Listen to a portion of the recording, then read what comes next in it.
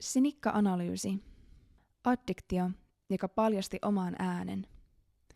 Tervetuloa Sinikka-analyysin pariin. Täällä tarkastelemme populaarikulttuurin hahmoja ja tarinoita hieman syvällisemmällä tasolla. Emme keskity pelkästään siihen, mitä tapahtuu tarinassa, vaan millaisia ihmiskuvia ja arkkityyppejä nämä tarinat heijastavat. Confessions of a Shopaholic ei ole oikeastaan tarina shoppailusta.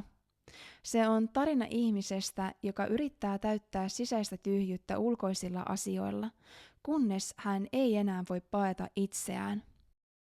Rebecca Bloomwood rakastaa shoppailua, mutta todellisuudessa hän ei rakasta itse ostamista, vaan sitä tunnetta, jonka ostaminen hänelle hetkeksi antaa. Tunnetta siitä, että hän on tarpeeksi. Kaunis, hyväksytty, hallinnassa. Mutta tämä tunne ei koskaan kestä. Se katoaa aina ja jättää jälkeensä entistä suuremman tyhjyyden. Ja juuri tähän kohtaan syntyy addiktio. Ei siksi, että jokin asia olisi itsessään väärin, vaan siksi, että sitä käytetään täyttämään jotain, mitä ei ole vielä kohdattu sisältä käsin. Shoppailu on tässä vain yksi muoto. Sen voisi vaihtaa mihin tahansa. Ruokaan, työhön, ihmissuhteisiin, someen tai mihin tahansa, mikä hetkeksi täyttää tyhjyyden. Kyse ei ole siitä, mitä ihminen tekee, vaan miksi hän tekee sen. Rebeccan kohdalla ostaminen näyttää ulospäin vapaudelta, mahdollisuudelta valita ja ilmaista itseään. Mutta todellisuudessa se on yritys rakentaa kuva itsestä, jota hän ei vielä tunne. Hän ei osta siksi, että hän olisi jo vapaa, vaan siksi, että hän yrittää tulla joksikin. Ja samaan aikaan tämä kaikki tapahtuu yhdessä rakennuksessa, joka ei ole sattumaa. Ylhäällä on muotilehti. Maailma, johon Rebecca haluaa. Status, kauneus, hyväksyntä. Mutta hän ei pääse sinne suoraan.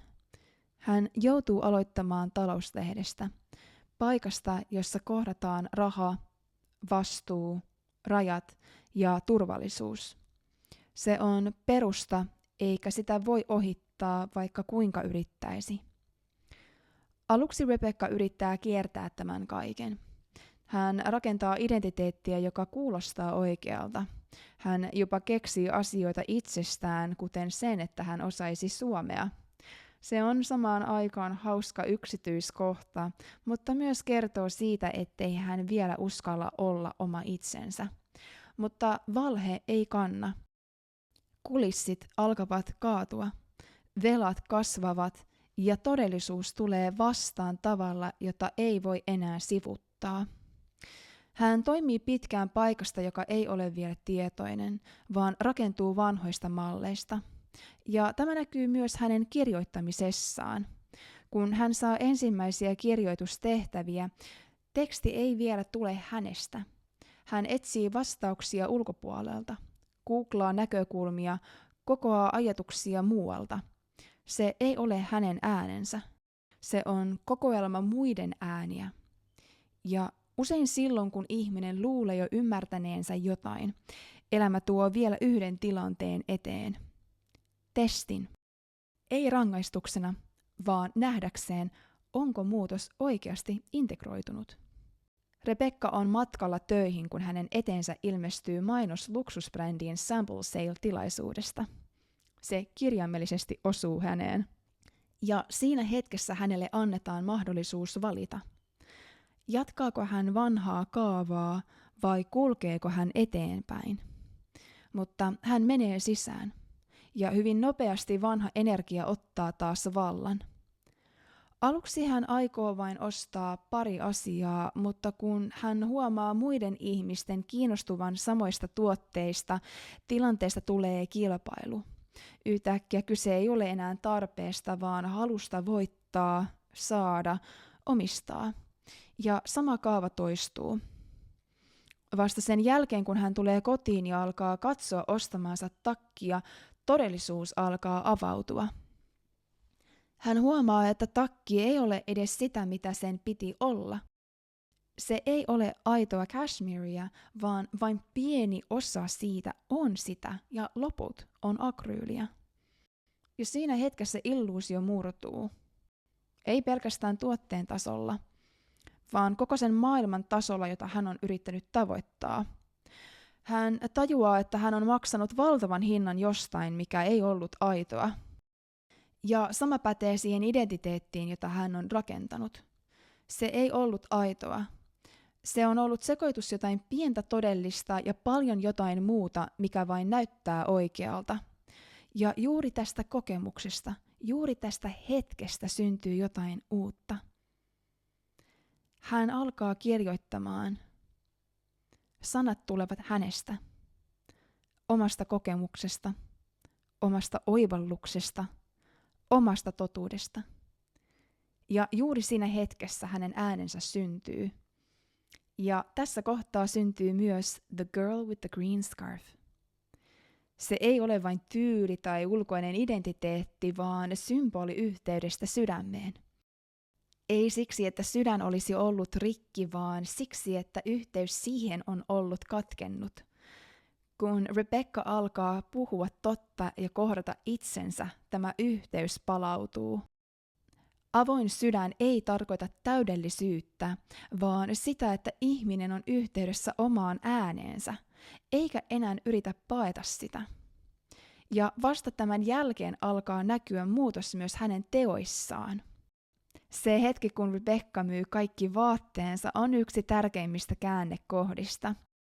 Ei siksi, että hän luopuisi tavaroista, vaan siksi, että hän tekee ensimmäistä kertaa valinnan, joka ei perustu pakenemiseen.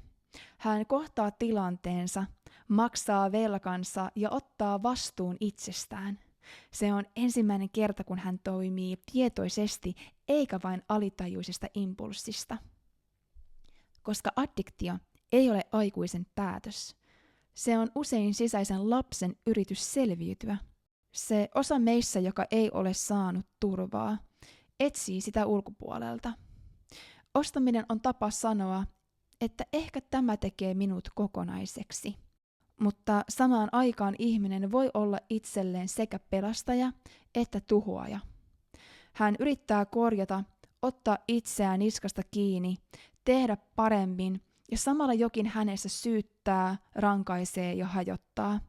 Ja toisinaan hän vain ajautuu, kuin kaikki tapahtuisi hänelle. Sama liike, eri roolit. Psykologi Stephen Karpman kuvasi tätä dynamiikkaa jo vuosikymmeniä sitten uhrin, pelastajan ja vainoajan kehänä, jossa ihminen liikkuu huomaamattaan.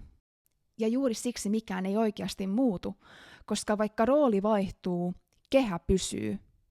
Ja ehkä juuri siksi on niin vaikeata valita olla itselleen pelastaja. Ja lopussa, kun hänelle tarjotaan sitä, mitä hän aluksi luuli haluavansa, paikkaa muotilehdessä, tilanne näyttäytyy täysin eri tavalla. Se ei ole enää unelma, vaan testi. Se on kuin vanha aikajana, josta hän on juuri irrottautunut, yrittäisi vetää häntä takaisin. Takaisin maailmaan, jossa arvo määritellään ulkoisen kautta, jossa asioita kaunistellaan, muokataan ja joskus jopa valehdellaan, jotta ne näyttäisivät oikealta. Rebecca alkaa nähdä tämän. Ei heti, vaan vasta sen jälkeen, kun hän on jo melkein astunut takaisin samaan maailmaan. Koska hän on jo elänyt siinä todellisuudessa. Hän on jo valehdellut itselleen. Ja juuri siksi hän ei halua tehdä sitä enää. Ei itselleen, ei kenellekään muulle. Se hetki ei ole kieltäytyminen mahdollisuudesta, vaan valinta pysyä totuudessa. Ja sen sijaan, että hän palaisi siihen maailmaan, hän valitsee jotain täysin muuta. Hän avaa uuden sivun elämässään. Kirjaimellisesti, mutta myös symbolisesti. Ei enää tarinaa, joka on rakennettu ulkoisen varaan, vaan jotain, joka lähtee sisältä käsin. Hän ei saanut sitä, mitä luuli haluavansa. Hän sai jotain parempaa. Hän sai itsensä takaisin.